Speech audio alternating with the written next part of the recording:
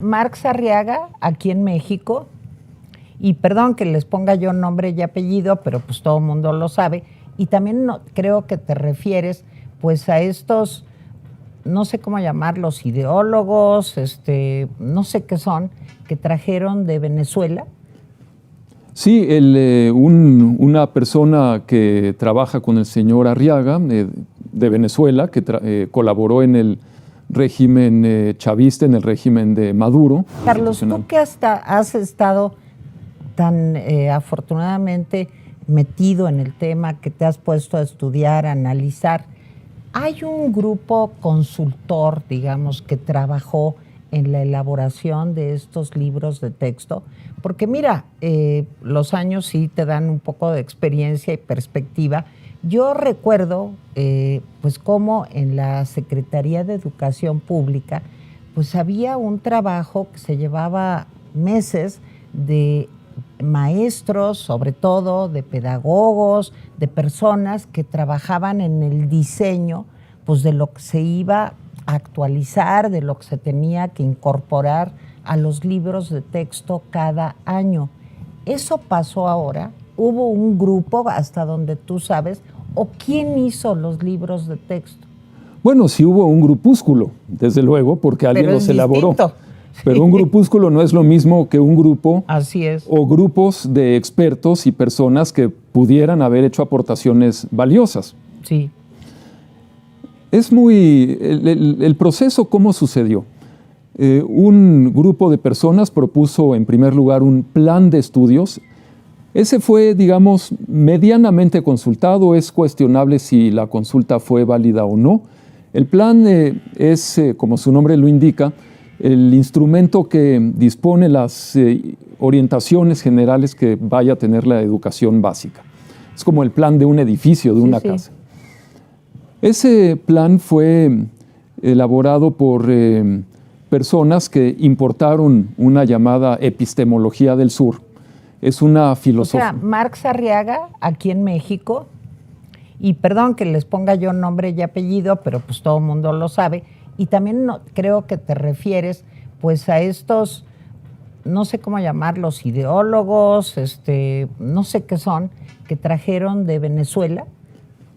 Sí, una persona que trabaja con el señor Arriaga de Venezuela, que colaboró en el régimen chavista, en el régimen de Maduro, y también otros académicos que, digamos, legítimamente quisieron llevar a la educación pública sus ideas.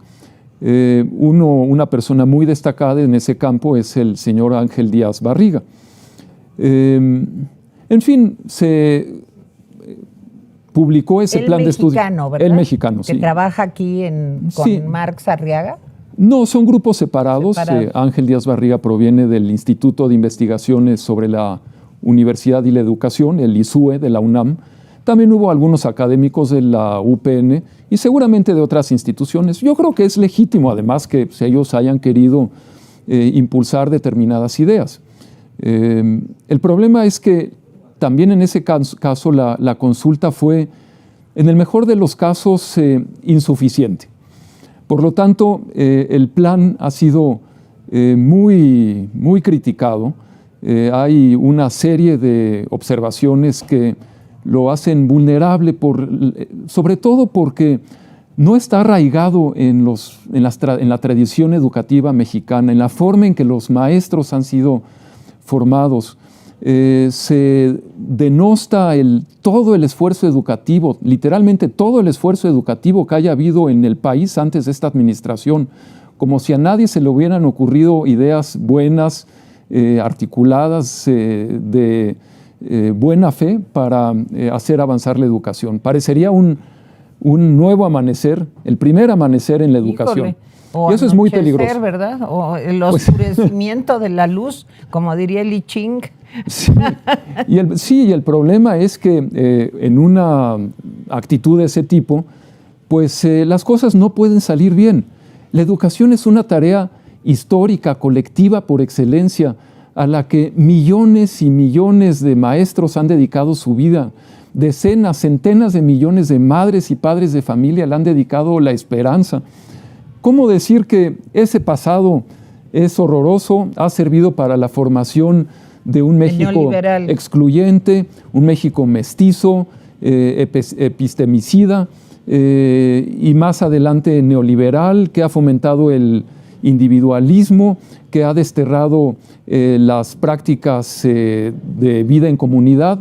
Una serie de disparates innumerables. Inimaginables. Innumerables. Que se plasme eso ahí. Pero, a ver, Carlos, no quiero que se nos vaya a acabar el tiempo y te quiero aprovechar al máximo. A ver, primero, el modelo educativo que plantean estos libros de texto, ¿cómo es? Porque yo cuando estudié, y seguramente tú eres muchísimo más joven, pero seguramente tú también, pues había asignaturas, estudiaba uno aritmética, español, civismo, geografía, historia, y iba uno adquiriendo una serie de conocimientos que te permitían tener como una línea base para después, en el camino hacia una carrera técnica o hacia la universidad, pues tener como los conocimientos elementales, básicos. ¿Ahora cómo es? Bueno, esa forma... ¿Es así? Sí, es correcto, es correcto. Esa ha sido la manera de estructurar y organizar la educación en México y en el mundo por cientos de años. Ajá. Eso no resulta de que a alguien algún día se le haya ocurrido inventar la asignatura de matemáticas o la de lectura o la de escritura. No, eso obedece a la reflexión de miles, quizás cientos de miles de personas que han pensado cómo lograr mejor la enseñanza, cómo lograr que los niños adquieran capacidades para ubicarse en el mundo, para saber en qué tiempo viven, en qué espacio, cómo interpretar ese mundo. Todos los seres humanos tenemos sensaciones, vemos, oímos, olfateamos, y todos construimos algunas percepciones básicas a partir de esas sensaciones. Nos hacemos una idea, aunque sea pequeña, rudimentaria del mundo, a partir de lo que nuestro cerebro construye con esas percepciones.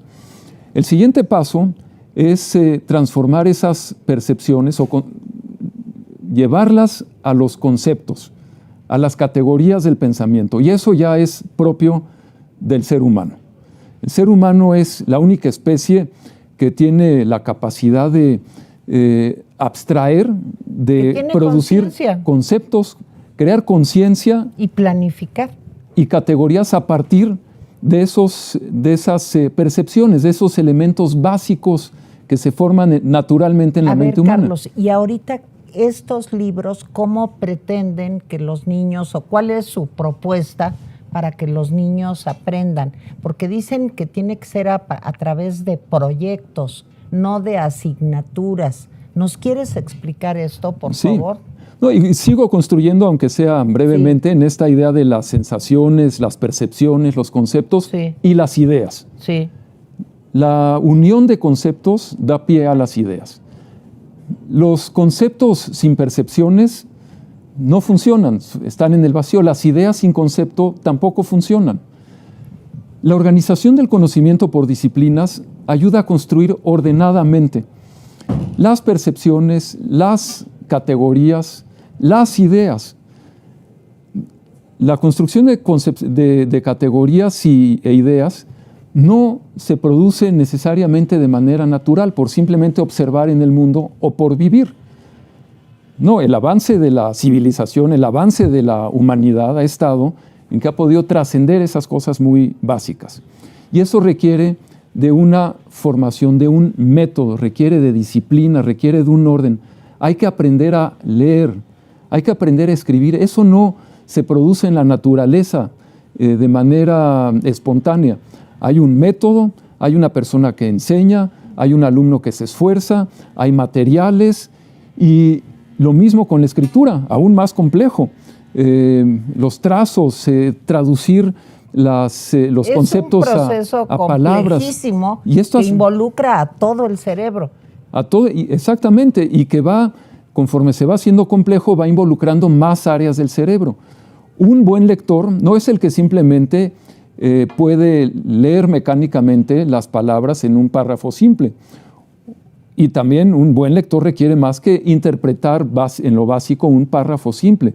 Un buen lector, por supuesto, descifra las palabras, interpreta lo básico del párrafo, pero también se imagina cuál es la intención del autor. Si son más párrafos, cómo se conectan las ideas entre esos párrafos. Y puede inferir además otras ideas y puede crear. Eso es un buen lector.